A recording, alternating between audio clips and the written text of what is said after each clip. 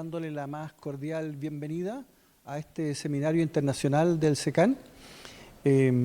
Quisiera solamente como director alterno de este centro valorar y relevar la importancia que tiene para nosotros como centro esta línea de investigación que tiene que ver con la prevención y las inequidades en cáncer en nuestro país. Uno de los problemas, uno de los desafíos de nuestro centro y de nuestro país es justamente tratar de acortar o achicar las brechas que existen en el acceso y las inequidades en general en cáncer. Y por lo tanto vamos a escuchar hoy en día, ya pronto Nicolás va a presentar los antecedentes curriculares de nuestro invitado internacional, el doctor Rachet, que nos viene justamente a contar la experiencia internacional de países donde hay estrategias y se ha podido resolver este problema en buena parte. Es bueno escuchar la experiencia internacional de los países que han hecho cosas a este respecto y por lo tanto, bienvenido doctor Rachet a nuestro seminario y dejo al doctor Nicolás Silva para la presentación de rigor. Muchas gracias. Bueno, bienvenidos a todos y a todas. Lamento que nos hayamos demorado un poquitito. Hoy día es el EUNACOM, el examen de medicina a nivel nacional, entonces están todos los auditorios ocupados, entonces esta facultad está bien movilizada. So I will say in English, so Damian, Wende and Bernard can also understand what I'm saying. So this talk comes after 2 intense weeks for us. So last week we had a course a course on net cancer survival for people working in the cancer registries in Chile. 45 people attend that course, which was both theoretical and practical. We had a very intense week, but I think this is a major step in increasing the capacities of human resources in Chile, because I think it's the first time that we have this initiative of a course trying to improve our capacities in computing and understanding what is net survival. So I think it's very important. Before this course, many of you perhaps didn't understand well what is net cancer survival, but I think that after this, we could talk about net survival and all we understand. So, and this week, we are finishing the second course, which was an advanced course for statisticians working at the Ministry of Cancer, at the Ministry of Health, also some people working in cancer registries, PhD students, and other researchers. I would like to thank Damian Manevski, professor in the Institute of Statistics in the Faculty of Medicine, University of Slovenia, in Ljubljana in Slovenia. Also Wende Safari, which is a research fellow at ICON in the London School of Hygiene and Tropical Medicine. Both of them are experts in the field, so we are very, very happy that they came and helped us also teaching, but they are also part of our support group for our research project. And of course, Bernard Rachet, which is his professor in cancer in epidemiology, but is also the head of ICON, which is the acronym for Inequalities in Cancer Outcome Network in the London School of Hygiene and Tropical Medicine. Bernard has a lot of experience in cancer, not only in net survival, but in many areas in cancer. He has supervised, I read those at least 12 PhD students have been under your supervision, perhaps more, which is a lot. that we work in the university, we know it's a lot. So I met Bernard in 2017 when I went to take a course there, and since then we have been dreaming, we're trying to have Bernard here, and finally we made it. Final words, this is not only a course, this is not only a talk, this is part of an initiative of SECAN.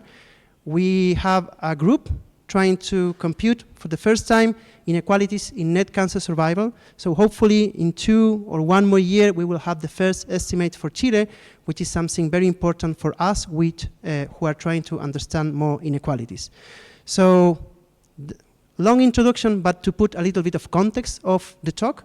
And now Bernard will give us this talk. We struggle to translate the title, so as you will see in capital letters in the invitation was the title in English, because the translation in Spanish it wasn't so accurate. So Bernard, thank you so much once again, and the floor is yours. Okay, thank you. It's a pleasure to be here, and actually I'm going to share some of our experience, but I think I have a lot to learn from you. As I understand, your center is doing a lot of things, and we probably have also to learn a lot. And you will see, because the title, we have the same problem in French. I'm unable to translate this. Then it's about evidence policy, pitfalls, and future direction for the inequalities in cancer care and outcomes. But we could have another title, which actually persistent inequalities. What are we doing wrong? Because this is not a new problem in England. It is known for quite a while, and you will see that we are not very successful. I'm going to give you first a few definition and context. Then the NHS, which is the National Health Service in England, in the UK, but here we will focus mostly on England. Then it's a system with universal health coverage, with then free of charge access to all inferior care, with equity principle, okay? And that's very important. The second thing, quite important, it's a gatekeeper system. There are not so many systems like that. It means that the primary care is here to protect the secondary and tertiary care systems. Then usually what you have is the patient, they have some alarm symptoms, or during a routine consultation in primary care. The primary care, then what we call the GPs, the general practitioners, will, if they think it's important, will ask for a specialist opinion, or will do some little investigation, but not much actually, or will send the patient back home. And then there will be, if the patient is referred by the GP, there will be some investigation in the secondary care where the specialized doctors are, or will be sent back to a GP, and then treatment if there's, for example, a cancer diagnosis. Then a few definitions to avoid some controversies. Then here we will define inequalities. We could say inequities, disparities. In the US they use disparities. Then here what we say, inequalities are systematic, avoidable and unfair differences between populations or social groups within the same population or between places. Okay. When we say population, it can be defined by socio-demographic characteristics, then age, sex, ethnicity, deprivation. What we call deprivation is socioeconomic level, etc.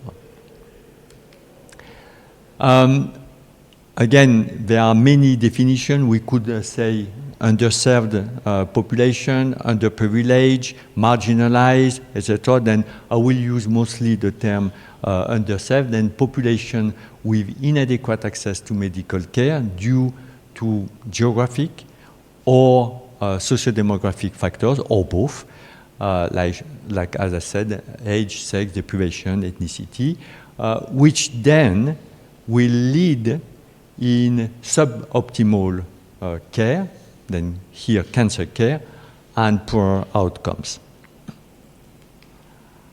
And then when we say inequalities in cancer care and cancer outcomes, then the cancer pathway is a continuum, and here we have many steps from the early detection and diagnosis phases up to the management and treatment with first symptoms, primary care, etc.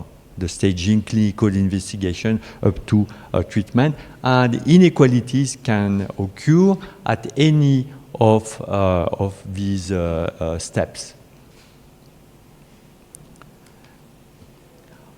One detail when I talk about patient journey, this is what the patient experience and experience of the patient pathway as defined by NHS. And the NHS is very good to define cancer-specific pathways than for lung cancer, for colon cancer, etc. And if the patient fits within the criteria of this pathway, usually it's relatively fast. The patient is referred to the specialized care quite quickly and will get the treatment, etc. The problem is concerned less than 40% overall of patients, because of course, as you know, many patients, they don't have the symptoms associated with a specific cancer, then can be referred to the wrong specialist, etc. And it's here because it's, the NHS is very compartmentalized, it's problematic. Okay, let's start. What happened? Then you may, apologize, you may have seen some slides, a few slides, if you had Michel Coleman here, because we shared quite a lot of slides as we worked a long time together. Then it started with the Eurocare studies. Then the Eurocare studies, it was a comparison of cancer survival at European level. Then many cancer registries, population-based cancer registries, combined with the same protocol, same statistical analysis, etc. And then it was a shock because the UK and England had one of the poorer survival in Europe. At that time, it was mostly Western Europe, but it was not great. Then this is some title from the tabloids of the newspaper, and very strongly showed that it was not really acceptable. It was quite a shock. Then at the same time, there were some national studies showing that there was huge inequalities, socioeconomic inequalities in cancer survival. And that's again, this is the title in the late 90s. Then what happened? Just at the same time, we had a change in government, and it was Tony Blair and the Labour Party arriving and then reinvesting in the public services. And there was this NHS cancer plan, November 2000, then it was implemented in 2001, 2002, etc. And it was a long-term comprehensive cancer plan, initially to really address the poor performance compared to the other countries, and really to also reduce the inequalities in cancer care and cancer outcomes. It was followed by, then this is just the health minister at that time, then saying they will, what they really want is to catch up the best countries in Europe. Then there have been many other national initiatives for exactly the same, with the same aims, reducing the inequalities and catching the gap with other countries. And there's even more since. Okay, what happened really? We did, let's go back here. We did first, we were asked actually by the Ministry of Health to do an evaluation of the cancer plan. And they designed the study. We didn't do that. They designed the study. They say the first period, 2001-2003, it's where we initiate, then we implement, and then it's consolidated. Then we separate the period in three, the time in three calendar period, according to what they asked us. And then we looked at first survival, cancer survival, and then inequalities. Cancer survival improved, but we cannot say we had little evidence it was faster than in other countries. And in particular, when we compared to Wales, where they didn't have any cancer plan, there was small evidence that the cancer plan had some effect. Now, on inequalities, there was absolutely no evidence that it reduced the inequalities, which was disappointing, of course. Then we did some work. There were other plans to reinforce the reduction in inequalities, the action to reduce the inequalities. And then we did another study to look at if there's a reduction in the inequalities. And here this is cancer survival in 1996. And on the y-axis, it's if there's reduction of the inequalities or widening of the inequalities. And this is for women. And you can see that actually there was some reduction, but it's what we call more a ceiling effect. It's because the most affluent or the least deprived group couldn't improve their survival. But on average, you see, there was no effect. There was a worsening here for lung cancer among women. And for men, there were some here, but again, mostly explained by ceiling effect. And many cancer, there was no effect again. Then that was not really, good news, let's say. And similarly, there were some international studies and showing, yes, the cancer survival improved in England, but not faster than the other countries, and the gap, the international gap, was the same. And I think there have been some publications more recently with the International Cancer Benchmarking Partnership, showing more recently that we're still behind most of the best European countries or other countries with similar healthcare systems such as Canada, Australia, Norway, Sweden, etc. Okay, where are we today? Well, we have wide variability in cancer care across the NHS hospitals, and I need to make one comment. The NHS and public hospitals is probably 95% of cancer care.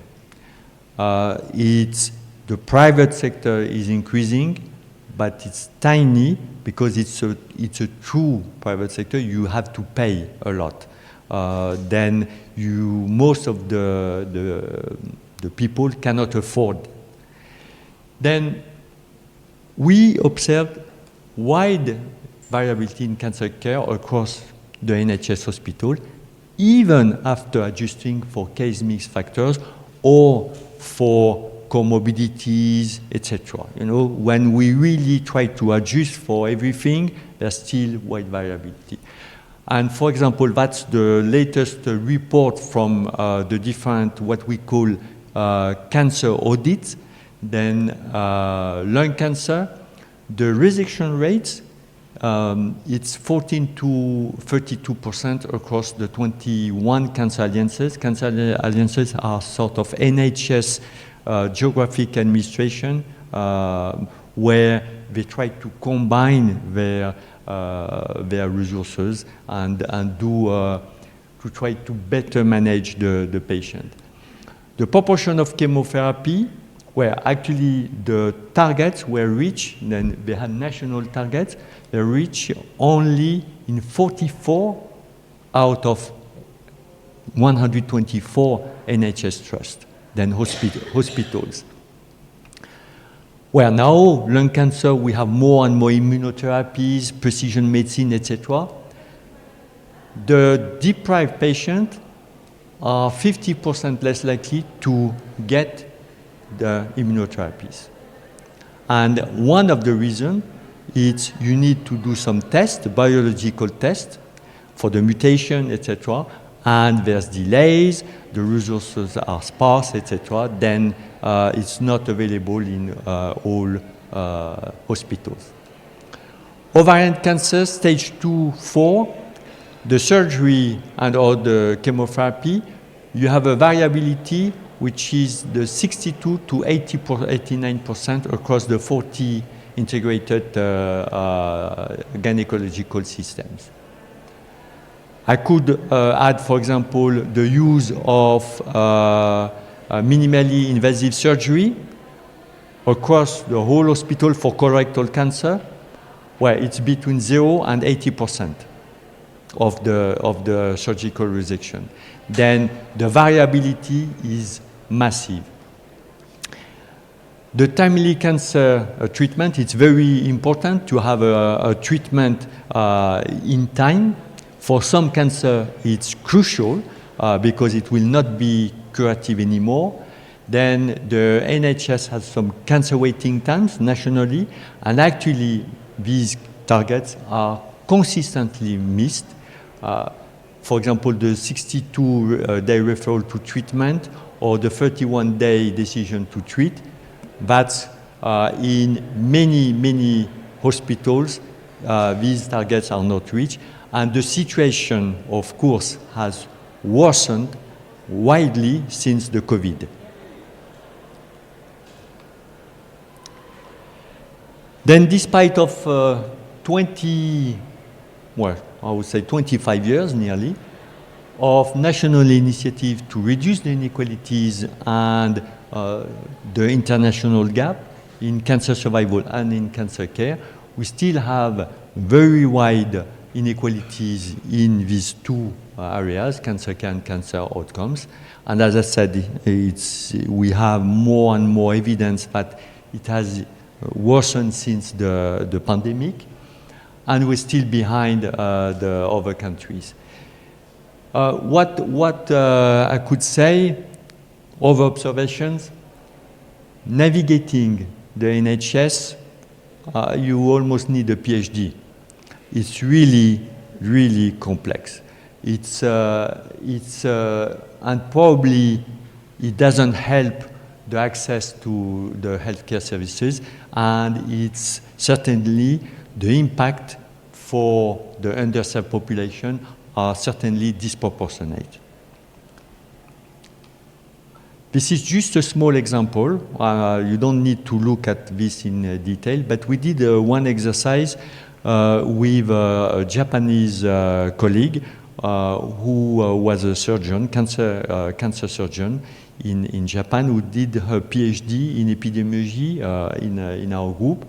And what we did is we tried to understand the steps you need when you have a symptom up to the treatment. And the conclusion was that the number of steps you need in England compared to Japan, it's completely different. It's massively higher in England. And of course, with increasing risk of bottlenecks or mistakes, then which will add some delays in the diagnosis or in the treatment. Of course, another problem, the NHS resources in terms of staff, in terms of machines, infrastructures, etc., have decreased a lot for the past 15 years. Then we have massive geographic disparities of the NHS resources, and probably again the impact on the underserved population is greater because of that. It reinforces the difficulties in accessing the care. Then when we discuss with, for example, the national clinical lead for cancer in England, for NHS England, what they all say is that the underserved patients, they accumulate on average more comorbidities, where they access less performant healthcare services, both in quantity and in quality. The one thing also which we started to work on is the healthcare system or services are thought for the NHS, not for the population, and in particular for the patient from the underserved population. As an example, you may have the opening hours of the GP consultation or for some imaging tests, etc., are restricted. Well, in our job, we are quite flexible. If I need to go to an appointment, I can do what I want. But many people can't. Then either they delay their appointment or they have to take a day off. We have also many zero-hour contracts. Then there's more than 1 million people like that. Then these people, they can be called for a job at any minute, and they are not so flexible, etc. There's the digital booking system, which is very complex, all digital, then absolutely no anymore human contact. And I consider myself a bit literate digitally. That's a challenge.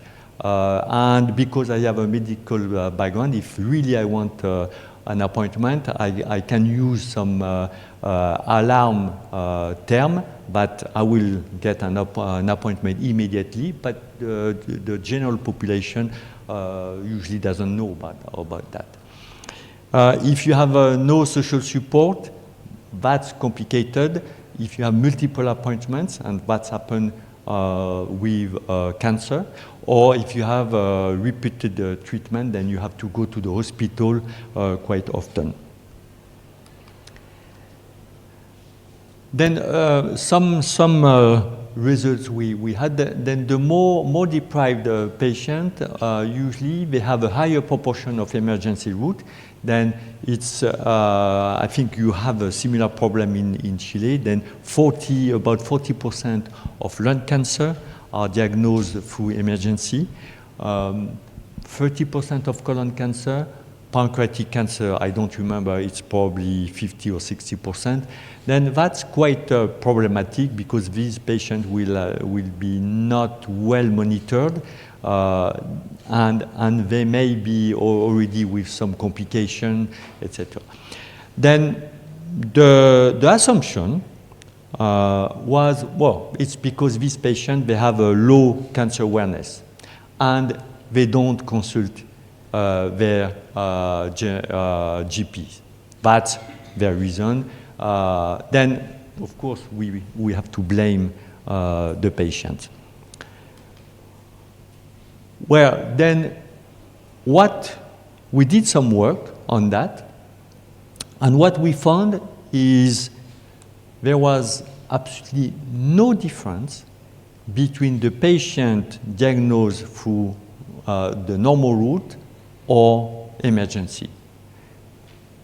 2 to 5 years before the diagnosis, same baseline background consultation rate. 1 to 2 years before the cancer diagnosis, then in both groups, the patient started to come to the GPs more often, feeling there's something wrong. And then in the last year, it was the same, but only 2.4% had no consultation. Then that's probably not the problem. They cannot represent 40% of emergency presentation. We talk about awareness, consultation rate, etc. The women for colorectal cancer, usually they are more diagnosed with emergency presentation and with a more advanced stage. Well, why we know that the women have a higher cancer awareness, higher background consultation rate, and they are very quick, much more than men, to consult their GP. and still we see an increase in the emergency presentation among women. I will pass this. That was an interesting result we found. Then what we found is, if we compare men and women, the women were more likely to be given a diagnosis of benign disease with symptoms without any additional investigation. And by age, if you look at here among women, the 4 to 59, they had an adjusted odds ratio for having a diagnosis of benign disease very high. Okay. Then there are something to do here in terms of public health or the guidelines. Then there's some misconception about this emergency presentation.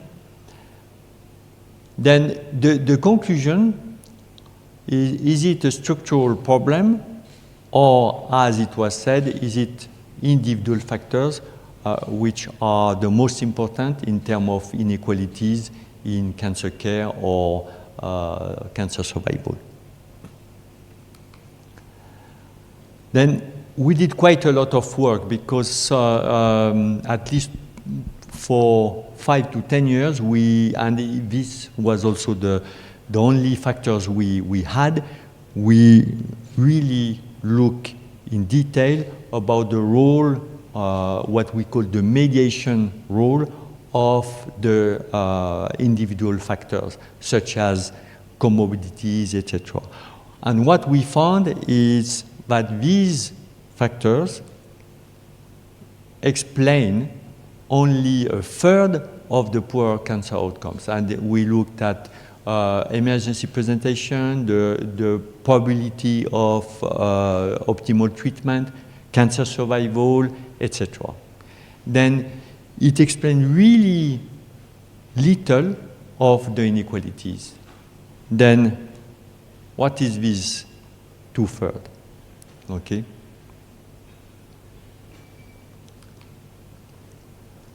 Another misconception is about where the inequalities or the poor performance occurs. And from the beginning, there have been a lot of effort on early diagnosis, early detection.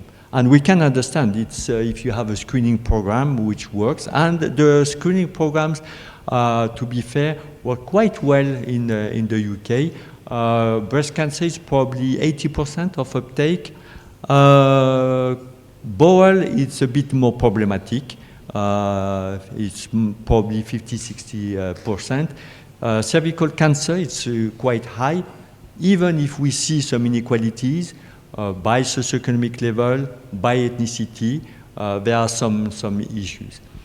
But this is a study we did for the International Cancer Benchmarking Partnership with then Canada, Denmark, Norway, Sweden, UK. And what we found, it's Denmark and UK had the lowest cancer survival. This is for probably colorectal, both together. You have here the Duke stage, basically local to metastasis. And what we found here, when you look at stage-specific survival, and then we did additional analysis to look at treatment, etc., what we found is in Denmark, the problem was their unfavorable stage distribution, but their stage-specific survival was not too bad, while in England, the stage distribution was not too bad, but the problem was the poor stage-specific survival. And then when we did more analysis, in-depth analysis, we found that less patients had treatment with curative intent, and we had a very strong age-related inequalities also.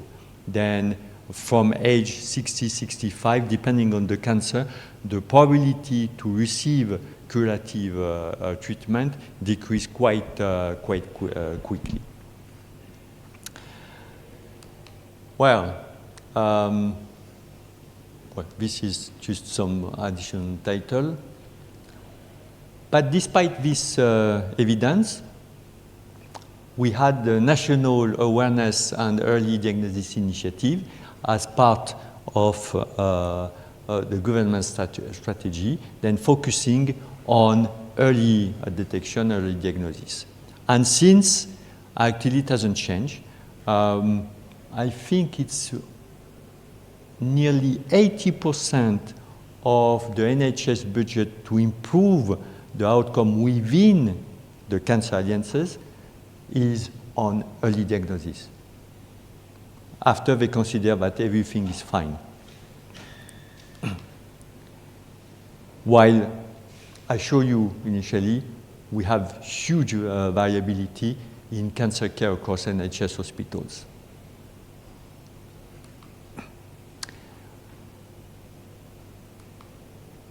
Then, structural or individual?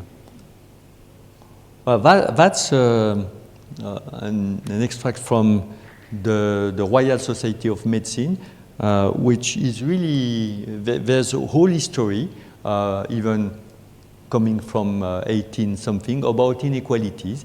And what you can see here, no, you cannot see, okay, it's already in 1971, they look at what we call the inverse care law, then saying that there were structural causes in the inequalities.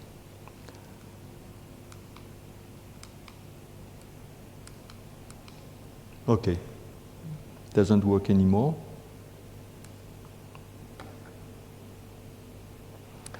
And then you can see also in what we call the black report, then that socioeconomic differential in health had widened since the introduction of the NHS. Then they were worried about that, then they produced this report. And then later they had also in 98 a report showing that there was inequalities and really we needed to do something about that.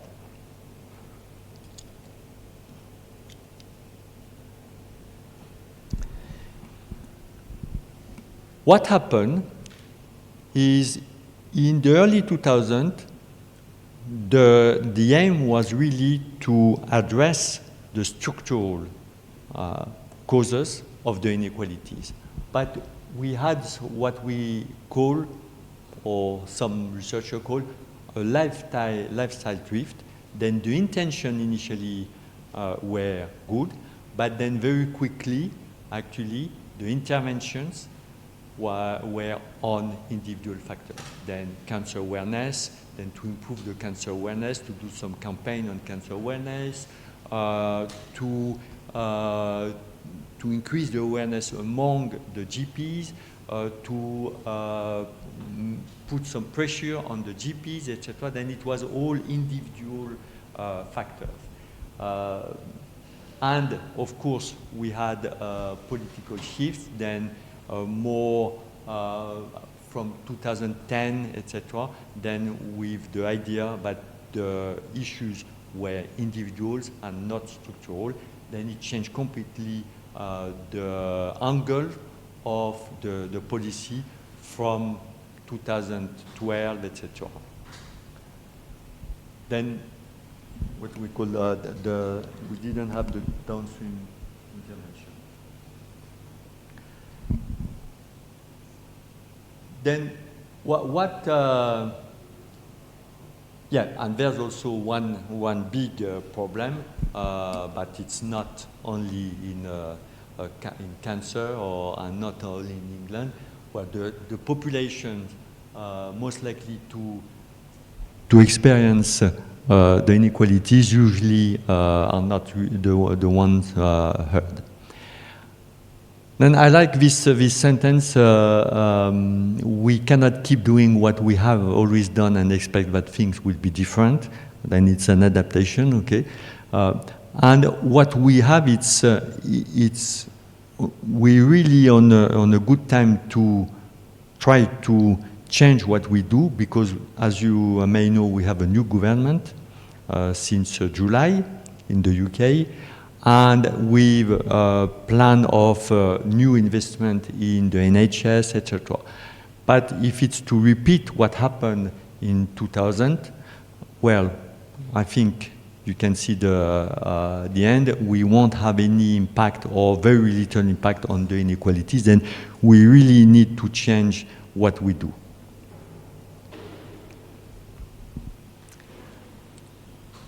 Then that's now, I will explain a bit what we try to do. The first thing is the idea of intersectionality, and you may know about that. Then is to examine the coexistence and interacting influences of multiple axes. Then the patient, they may have a privileged situation being white, but then if they are with a low education, so low socioeconomic status, then it's not so, it's a disadvantage. They may live in a semi-rural area where public transport are poor, etc. Then that's this type of things.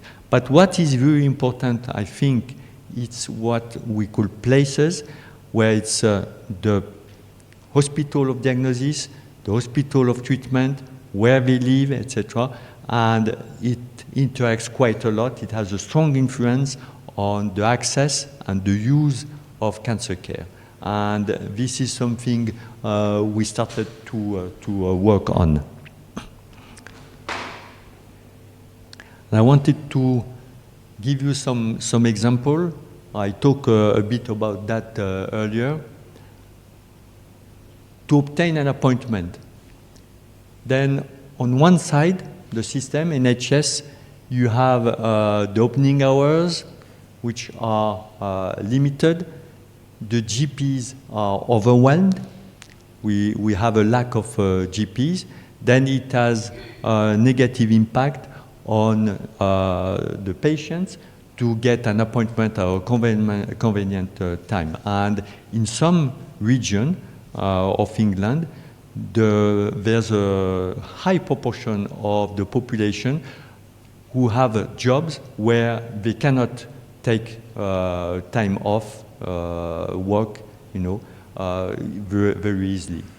They may have caring responsibilities, again, and without any social support, it's not easy to get an appointment at a convenient time.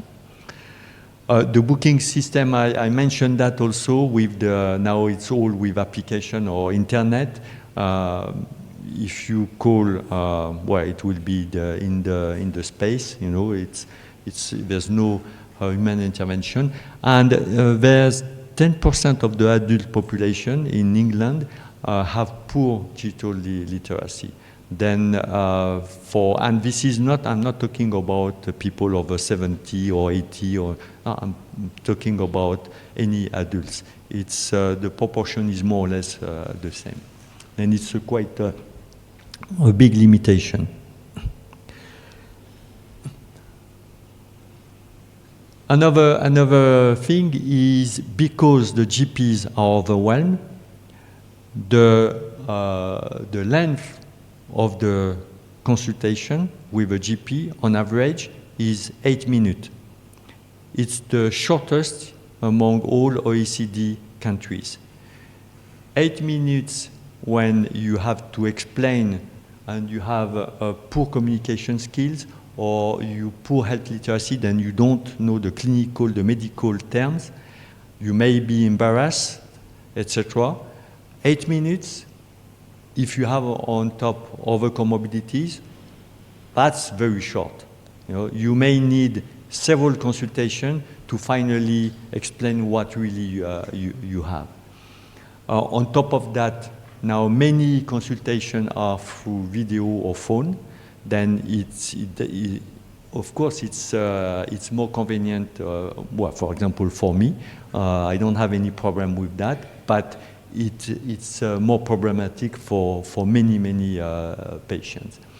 Then what we have, it's really numerous barriers along these numerous steps that the cancer patient have to take from when they feel some symptoms to cancer diagnosis, etc.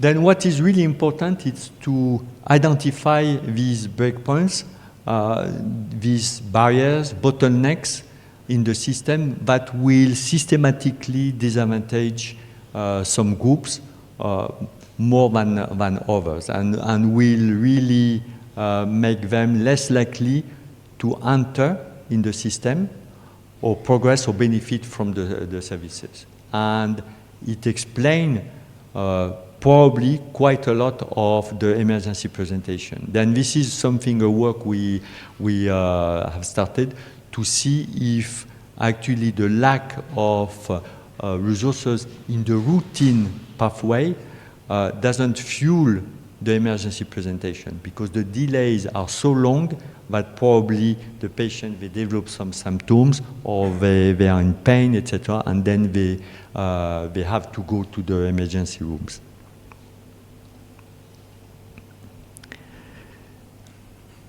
Then one thing we have started to do is to do an in-depth investigation of the intersecting axes of inequalities for the most common cancers in the country.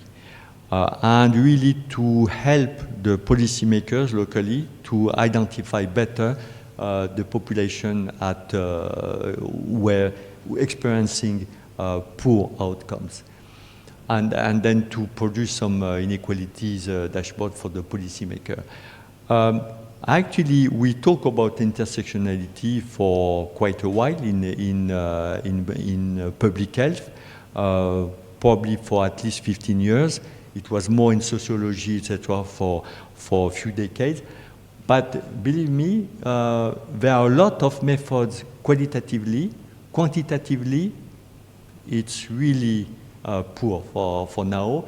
Then we are starting to work on that to develop some methods to identify and quantify the intersecting axes.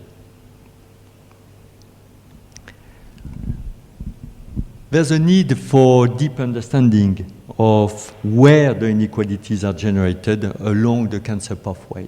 And here we really need an interdisciplinary approach. And I think your center is a very good example for that. And that's also the reason our group moved from faculty to another one. We were surrounded by epidemiologists and statisticians like us. Then that was very comfortable. But then when we wanted to work a bit more widely with anthropologists, with health economists, etc., we had a lot of trouble to understand what they say, and it was the same for us. Then we moved to another faculty where we are more, except the health economists, who are a bit quantitative, we are the only quantitative people in the faculty. And we hope that it will improve what our research. And surprisingly, we still have a very poor understanding of the mechanisms leading to the inequalities in cancer outcome within systems like the NHS, where it's a free of charge access to care. And some colleagues from Australia, Afshar and English and Mile, they did a review in just a few years ago, and what they found is there are so many contradictory findings. Very often the methodology to study the inequalities were completely inappropriate, and the data also are quite poor.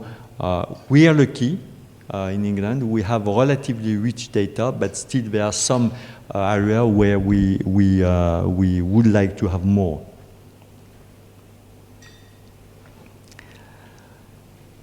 If you want to have a deep understanding of these inequalities and where it comes from, we need to hear the voices of the underserved population. But then we talk everywhere about co-production, etc. Then first, it's not so easy, and it really requires a long-term engagement.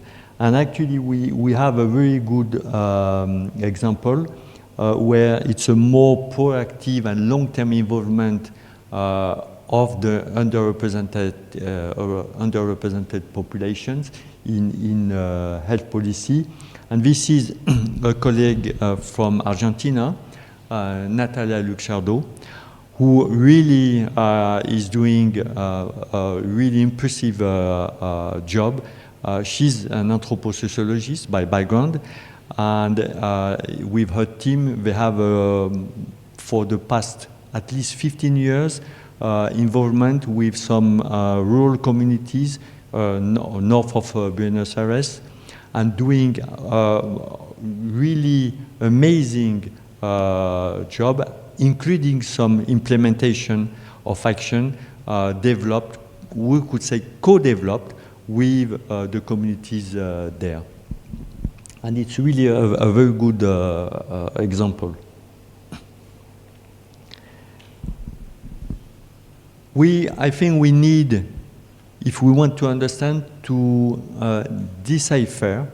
I like this word, it's very French. Then my colleague English were not so happy with this, but it's really to examine in depth the processes, and including the microprocesses that are required for the patients, but also on the NHS, then from the system, to move the patient from one step to another one, then from the symptoms, and it's all about to have to book an appointment. You have to change the appointment because the NHS, how they work, they send you by mail the appointment. You receive the appointment. The time is not convenient for you. Then you have to call, etc. It's all these microprocessors and multiple microprocessors that is needed really to have a comprehensive, real-world view of the cancer pathways to identify this breakpoint. And as I said, to have the point of view of the patients and the angle from the NHS, because they probably use quite a lot of resources for, well, not very performant sometimes, and due to reforms, successive reforms in the past years. Then we not only need to use quantitative analysis. We have very detailed data, but also some more qualitative approaches, anthropological approaches or ethnographic approaches, interviews, group model building, etc. And this is some colleague of us where they did some group model building with some teenagers, and this is quite interesting because you learn a lot. You can reveal some factors that don't appear in the literature, because we have our point of view as well-educated, etc. We think this is important, and then they may say, well, that's not our problem. Then that's really something quite important to do. Then what we really started to do also is to draw process maps with the stakeholders. then stakeholders, including the patients and the population. And we have here, that's just an example, a very complex systems here. Then we to identify the structural, systemic components which could be problematic, and then we can first say where we need data at this point, because that was something also a lesson, I think very important. What I've seen, we implement policy, then the policy maker, they come to us, they say that would be great that you evaluate this intervention. Okay, do you have data? No. Yeah, that's very good. That would be very nice if you had thought about data, then collecting data for that, and that's continuously the problem. We had the same issue just a few months ago to evaluate some what they call one-stop clinic, but there's no data to evaluate these things, or very incomplete. Then that's quite frustrating in a way.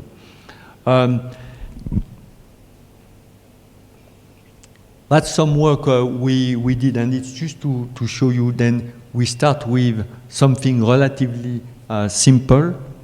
Then you have something like that where, well, what can you make of that?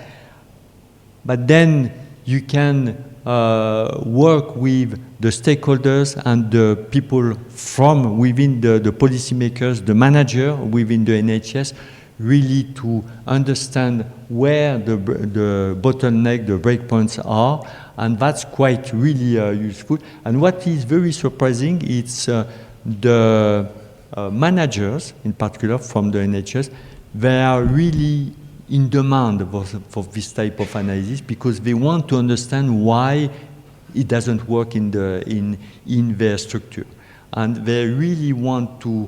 They are very willing.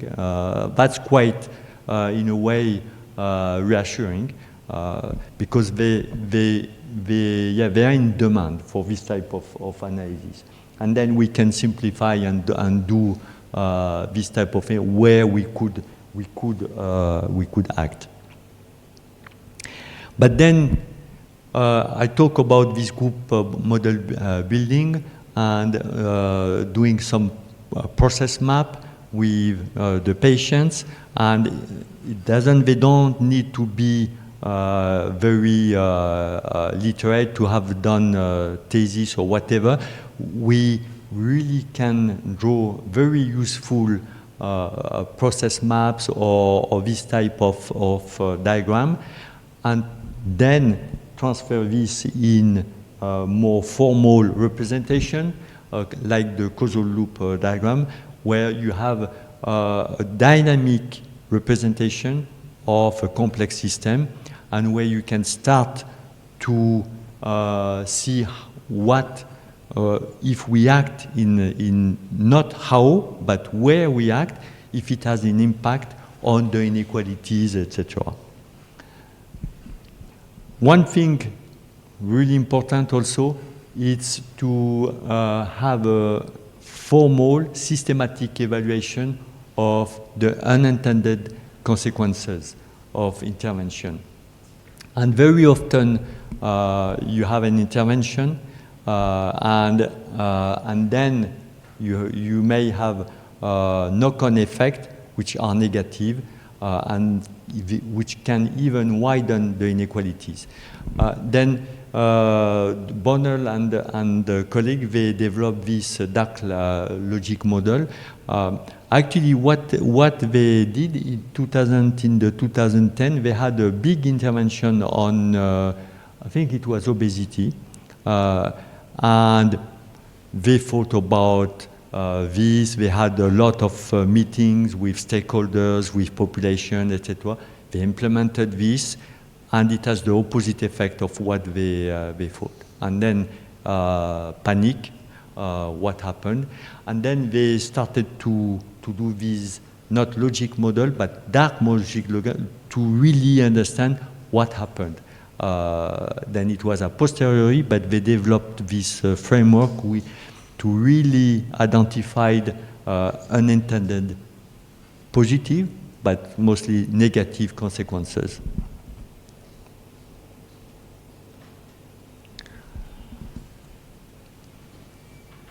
One thing which is quite surprising, when we discuss with NHS, etc., they are not able to tell us if there's a match between the population needs and their resources.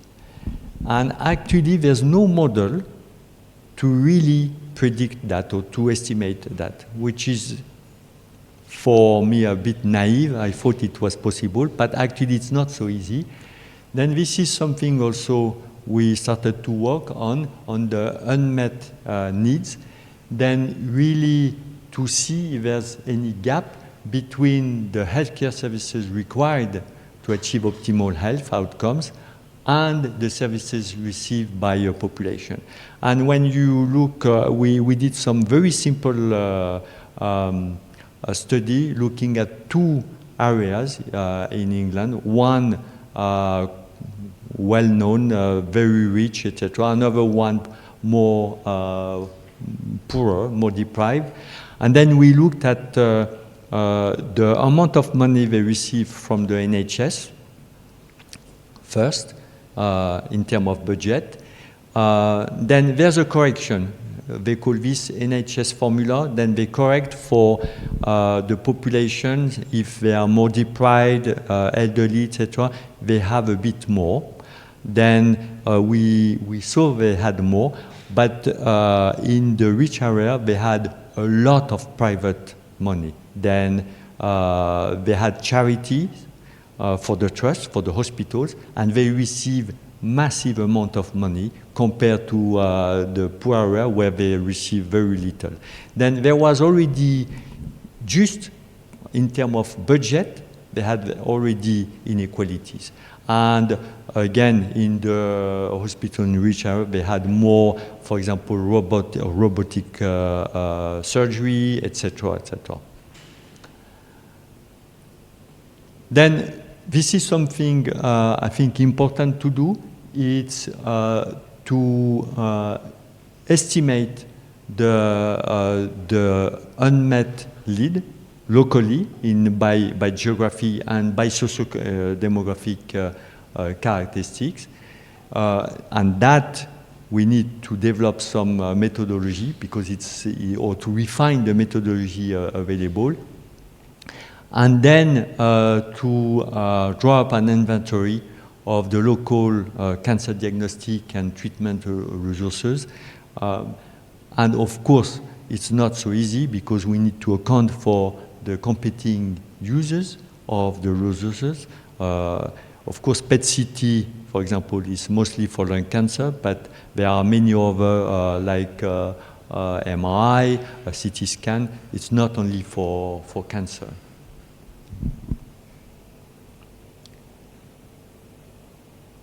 I think I'm going to stop soon.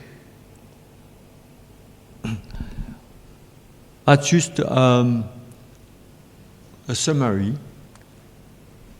Then, as I said, I think what we want to do and I think what we need to do, the work we tried to develop with some colleagues, it's to estimate, as I said, the unmet patient needs, really to dig the cancer patient journeys to really understand in depth what happened, to model the dynamics and with a priority on the structural component involved in the inequalities in order to co-develop, prioritize, and some system-level intervention. And of course, it's more complicated than to intervene on individual factors, but we think that at long term it has a much stronger and lasting impact on the inequalities. and then implement and evaluate this intervention. And when I say implement and evaluate, we need to do a comprehensive evaluation of intervention along the intervention, and not then it means that we need to think about collecting data for quantitative and qualitative evaluation. And then the plan we started to do is to do that at some areas and then to upscale at the national level. And I think I'm going to stop here if you want. That's just some general remark. I would say there's one thing there's a lot of the reason maybe, well, there's one thing we probably produce also. We cannot say that the policymakers and the politicians they are all guilty. They have other priorities, etc. And then sometimes there's a misuse of the evidence, but that's also true. We have to make some effort. As academics, we are not always very good to produce the proper evidence or to translate the evidence in policy. Then where we are now, we are surrounded also by policy experts, which is probably, we hope it will be a bit better. But there's also, I think there's a really important point, is to modify the minds of the opinion leaders of the inequalities. There's a lot of misconception about the inequalities, and we've seen in England, it's always the fault, they have to blame the individuals, either the patients or the population or the GPs, or rather than the system. And of course it's easier, but at long term, we've seen that it's not very efficient. I wanted it's just to show you a bit where we started and where we are. Then when we started, it was really to measure, the inequalities, the trends, the pattern, and then we moved progressively to try to explain these inequalities, and now we are really in much, I would say, deeper to understand the structural problem for the inequalities, and then to develop some intervention and implement and evaluate. Then that's the plan. We have a new 5-year program plan for 25, from 25, and then we hope to do more soon. One final remark. It was from the Care Quality Commission. What they conclude actually, it's inequalities. Well, that's not a priority in healthcare. And we had a colleague, NHS colleague, which is quite high, who bluntly said, the NHS, they really don't care about inequalities. What they want is to provide the best care to the patient who reached their services. Then you need to reach their services. And it's a bit true, they don't adapt to the population.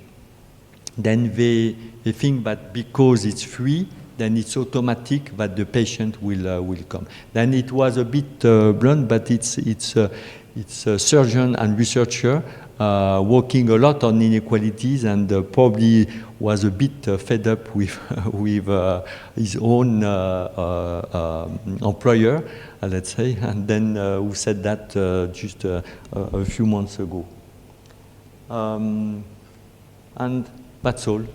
Thank you. That's us or a member of the teams doing some activities with some patient group or communities. Thank you.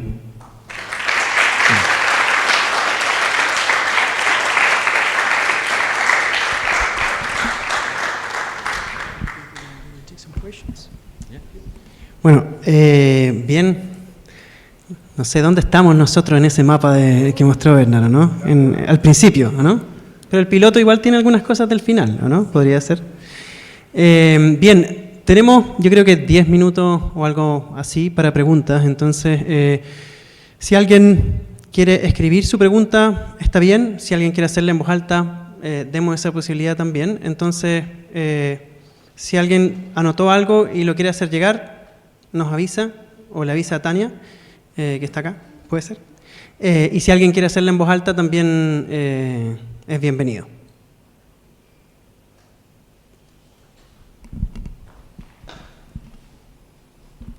Thank you very much, Dr. Rachet, for your wonderful presentation. You are doing a great job, as a matter of fact. But I'm surprised. I have to say that I have surprised seeing the picture you show us about the national health system in the United Kingdom. I'm surprised because your problems resemble so much to our problems. In our case, of course, multiplied by a couple of 100 times. But I wonder, because we spend our public expenditure in health is less than 5% of our GDP. And as you put there, I like that phrase, we cannot expect better results with doing the same things. And I will add, we cannot expect better results with the same budget, as a matter of fact. So I wonder how much of the GDP of the United Kingdom is the public expenditure in health, as a matter of fact. And another question is, do you have in the United Kingdom a fluid, I would say, a fluid way or a fluid pathway once you have the results to convince policymakers to impact really in public policy? Because for me, I'm not an expert in the subject, but I'm very worried about it. So sometimes maybe all this big effort may be worthless if you can convince policymakers to change the things. So these are two questions. Thank you. Yeah, thank you. The first response, then, it's 9%, I think. I'm not a specialist, but I think it's 9% of the GDP, their expenses. It's much lower than all other European countries. I think it's probably between 11 and 14% of European countries, something like that. I think it's 9, even maybe a bit less now. And the problem is also it's cumulative. Then for the past 15 years, there have been a lot of cuts in all public services, expenses, and it has a knock-on effect on the population health, etc. Then that's the first point. But then they want to re-increase the budget for the health services, although, like many countries, there's no money for the moment available, but that's the plan. Yeah, now the second question, that's very tricky. Yeah. We had very good contact in the past with, for example, the whole parliamentary group on cancer. And we had, I must say, we were quite proud of that, because we were invited to a meeting once with my colleague Manuela Quaresma, where we developed an indicator for the local areas in terms of performance in cancer treatments, etc. And we were invited for 10 minutes, and they were fascinated. They changed their agenda. We stayed for 1 hour, and actually they forced the government to implement this. Then that was really something. Now that's probably the only. We had very good contact with the head of the National Cancer Plan, the NHS Cancer Plan, in 2002 up to 2010. But even despite that, they started what we call the NAD, then on early diagnosis, while we told them that they should really focus on treatment because there was a big problem also. I'm not saying they shouldn't do anything on early diagnosis, but treatment was a big issue. Then yes, it's very hard. I don't know. We have in the school, he's the national clinical, how we call this? It's the CMO, the national clinical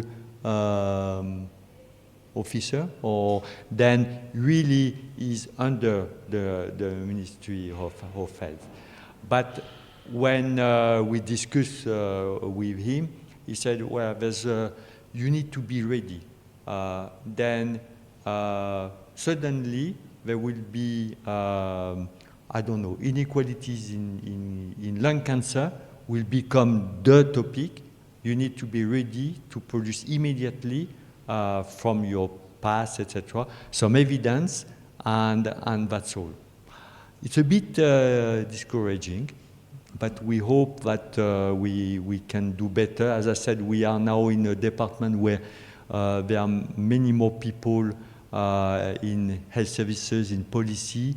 We have better contact, and we hope that we will provide first better evidence, or more adequate evidence, and then we hope we will change, we'll be able to change some intervention. We have very good contact also with the Cancer Alliances. Then the Cancer Alliances, it's inter-organizational structure of the NHS, and their aim is really to implement the care, etc., to monitor the care. Then, let's hope. But I don't have any solution or magic solution.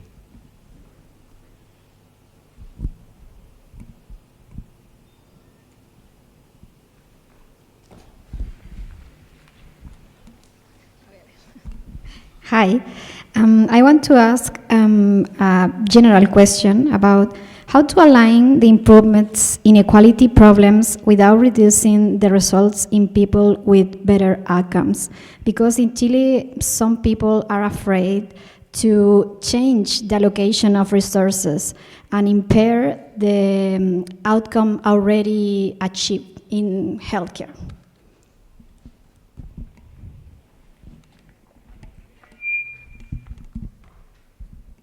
I'm not sure you mean within the NHS? The system, then when they think they have already good outcome and they don't want to modify that, yeah, that's a big problem. Then we wrote recently a big program application with some people from the Cancer Alliances and NHS, and this is something very important to count. It's actually to really involve from the beginning. It's not the high policymaker, but it's what they call in England the street policymaker and the manager, because and even the nurses, etc., because they are the ones who will implement the action. And it's very important to have them on board, because even the best ideas may be wrong on the ground. Then we need to adapt, etc. And I think it's a very important point, because some resistances may come just because either it was not well communicated, or it's because it's inadequate. Then we need to find a solution. And yeah, that's a really good point. And I must say, I'm not good for this type of things. Then fortunately, I'm more on computer, etc. But they are colleagues; they are very good for that, and then we delegate here.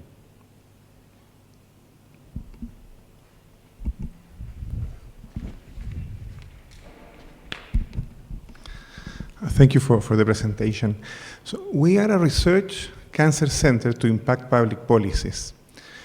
And it's very hard to evaluate the impact of the center in the society, in the country, because we don't know how to measure the impact of our research.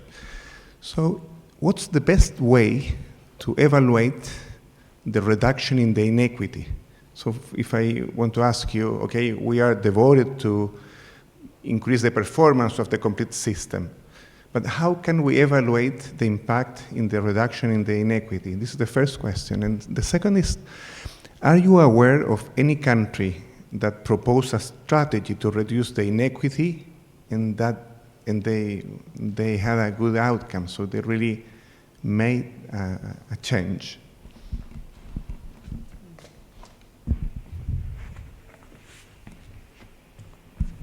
Yeah, thank you.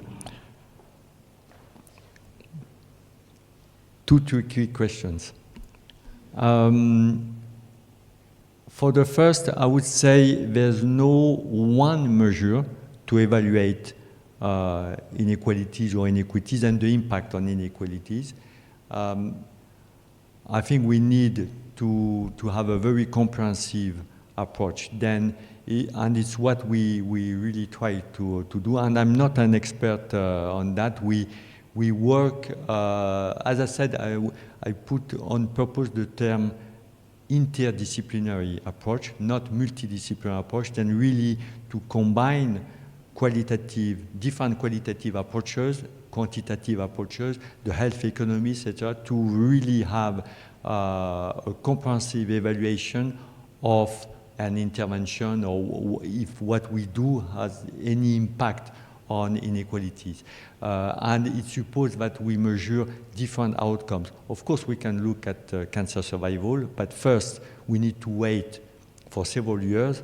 Then that's not very interesting, at least for policymakers and for now. We want to know if what we do has an impact. Then we need short-term outcomes, but I think the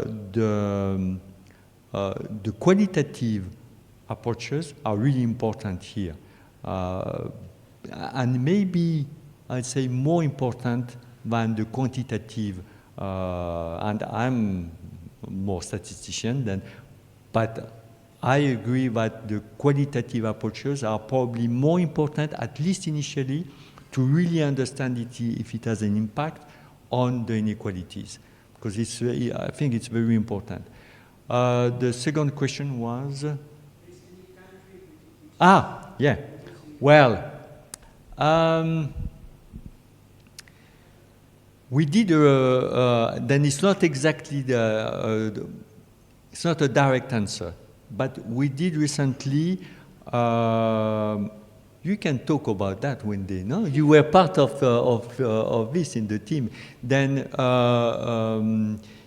it's not, well, it's a literature review of any intervention